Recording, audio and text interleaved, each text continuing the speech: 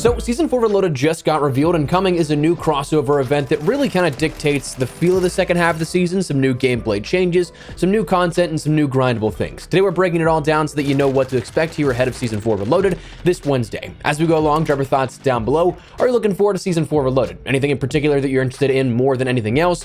Whatever the case, let me know down below. But if you enjoyed the video, do me a favor and drop a like on it. And if you're new to the channel, consider subscribing to stay up to date with all things Modern Warfare 2, especially with Season 4 Reloaded coverage. We'll have a bunch of guides and tutorials and stuff on how to unlock the new items here coming within Season 4 Reloaded, but also some other update information as well. So add that in on top of other things like X-Defiant and other FPS content here on the channel. I'd love to have in the community if you're interested. But that said, let's jump into the Season 4 Reloaded update. So first and foremost, let's start out with multiplayer. Frankly, there's not a whole ton coming here, but there is stuff to mention, no doubt. Firstly, the map of Vondel Waterfront. Now this is from Vondel, so if you've played the Battle Royale Resurgence map, you probably recognize what's up with this layout, though it is a little bit different. It's stated that you cannot swim under the houseboats, that's sectioned off. You cannot get in every building, some are boarded up, so it's a bit different, but I think that it makes for a bit more chaos in that sense, where a lot of stuff is going to be forced into open air. Of course, you do have water, lots of traversal opportunities there, but you got to be careful still since you cannot shoot with your primary out of the water. So if you don't have a secondary or something like that, you might just be a sitting duck. Next, we have a new weapon coming for multiplayer and by extension then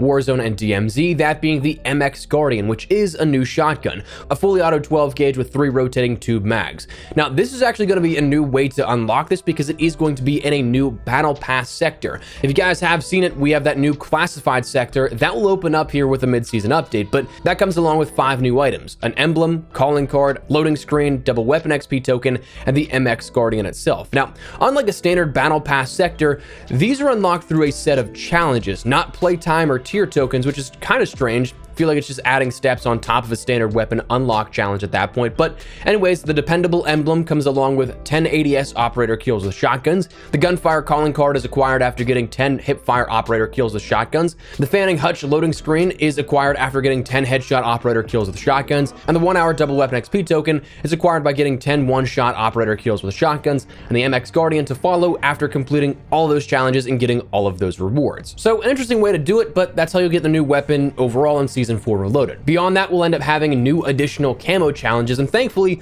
we're not left without new mastery camos to grind out here with this mid-season update. There was a little bit of skepticism given that we didn't have any indication beforehand that we'd get a refresh. Unlike the last 2 seasonal starting events, there was no explicit mention that we'd see camo challenges coming with a mid-season update, but alas, we are. So this time themed around the crossover event with the boys, which we'll get to in a second, but these seem to be very comparable to last season's challenges, save for a smaller exception, as we'll talk about in just a second, where most of these are varied challenges instead of just all headshot challenges like Season 2 Reloaded. So categorically, each camo is rewarded for assault rifles getting 50 operator headshots, battle rifles getting 25 operator kills from behind, SMGs getting 250 operator kills, shotguns getting 30 operator kills while prone, LMGs getting 30 operator kills while using a suppressor, marksman rifles getting 30 operator kills while mounting, sniper rifles getting 3 kills without dying 10 times, doesn't say if it's on an operator or, as we'll see in a second, an enemy. Then sidearms, you can get 50 enemy long shot kills, launchers getting 40 operator kills, and melees to get 30 enemy kills. Now that difference, you may have noticed, is the term enemy. It's mentioned the term enemy not only refers to operators, but also AI combatants, such as the ones you see in DMZ. So the sidearm and melee challenges, it may be easier to play some DMZ or the multiplayer mode invasion and pick off those AI combatants instead. So that's something that for the first time, we're actually getting camo challenges done on bots, but like actually meant to be doing it with bots. Whereas I think right after Modern Warfare 2 launched, there was a bug where you could complete some camo challenges in Invasion on bots, but it wasn't meant to be. So this is a weird kind of transition here where bots are encouraged now with these camo challenges. So that should make that a little easier. At first glance with the camos themselves, I'm kind of indifferent. I have to see them in game. The images we got associated with the roadmap and also the red camo overall, it's just not really enough to showcase if I'll like it or not, but I'm always here for new camos to grind out regardless. Beyond that, in terms of other content, we have the new raid episode. This will conclude raids, though not really a whole ton was given in regards to clues or intel, but we do know that we'll have additional rewards coming and 2 camos to earn with that. Now, talking about crossover events in like Warzone particular things as well, this is where we start to see that crossover with the boys. We're going to talk about the operators last because, let's be real, all they are shot bundles and they add up with this event overall, as we'll get to in a second. But first, the Warzone gameplay changes. For the crossover themed event, we have a new field upgrade called Temp V. Following the thematic catalyst for the soup's powers in the boys, the new Temp V field upgrade will be a rare field upgrade found in Warzone, BR, Resurgence, and even DMZ. The only thing that it will not be is in ranked play. That's still going to be untouched by any of this thematic stuff. So once used, you can end up using the random ability granted by that field upgrade at any point, but if not activated before you die, you end up losing it. You have things like a charge jump, electric shockwave, laser vision, and teleportation. So I'm just hoping these are kind of fun things and not stupidly OP, but my concern initially is that it's going to be in every single mode and not like a focused playlist like we saw with the Haunting of Verdansk Zombies modes in 2020 and 2021. Just a little worried this is going to turn off too many players instead of it being a cool and fun thing to play around with, but we'll see how that all breaks down.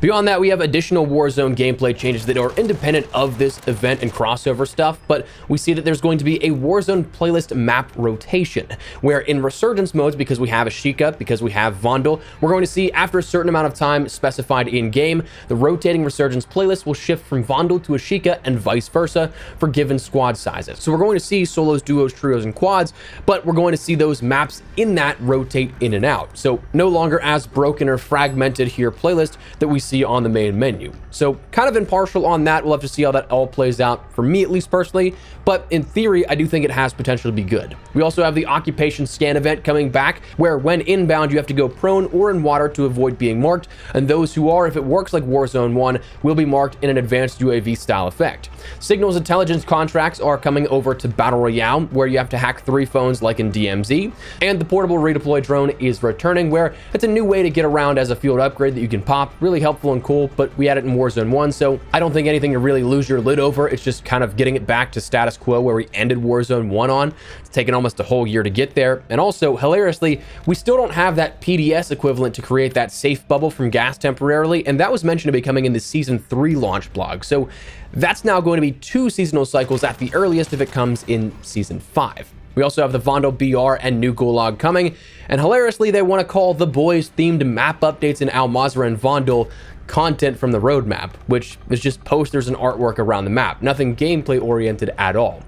Now that leads me into the rest here, which is kind of where I just lose interest altogether. Again, we haven't talked about these operators for the crossovers just yet, and I'm not really interested in it because the rest of the previewed content is all paid bundles. We have Starlight, Homelander, and Black Noir from the show coming as operators, each with blueprints, finishers, and stuff, but like the focal point of this event is going to cost you roughly $60 to get if you buy them all. You'd be spending the face value of the game in operators. But what irks me even more, I think, is that we have on the roadmap for Season 4 Reloaded, the listing of Izzy as a new operator, the Solus bundle, the Whisker Tango bundle, the Magma Flow bundle, the Cyber Riot 3 bundle, and the Code Valkyrie pack again. The Valkyrie pack is the only one that I can kind of let pass because the proceeds of that go entirely to the COD Endowment, which is a non-profit to help veterans get back to work after returning home from deployments. But I mean, half the roadmap stuff is paid content, plus we have something in the blog post associated with it that adds even more to it. The boys bundles total up to being 7,200 COD points. The Solus bundle is 2,800 COD points. The Whisker Tango, 2,400 COD points. Cyber Riot, 2,400 COD points. Izzy, 2,400 COD points. Likely, that's just the standard operator bundle price that we see. That's not listed in the blog post or on this roadmap, though I think it was detailed beforehand in the Season 4 launch blog. But anyways, the Magma Flow bundle, while it is available already, is 3,000 COD points, but is being marketed again here with this mid-season update. And then we have a new pro pack for $20 in cash. It's not something that you buy with COD points. So if you're looking at, if you want to get everything marketed in the blog post and the roadmap in terms of cosmetics, 20,200 COD points, and then $20 in total on top of that for the pro pack. I had to look these prices up because I don't buy anything in this game,